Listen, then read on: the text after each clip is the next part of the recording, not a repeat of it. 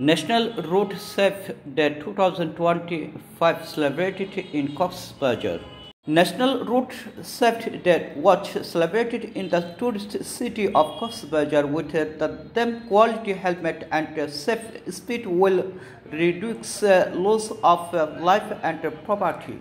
A colorful procession started from the Deputy Commissioner office in the morning. The rally circulated the main road of the city and ended in front of the Deputy Commissioner office. After that, the discussion meeting held in the hall of the Deputy Commissioner office was presided over by Deputy Commissioner Abdul Mannan.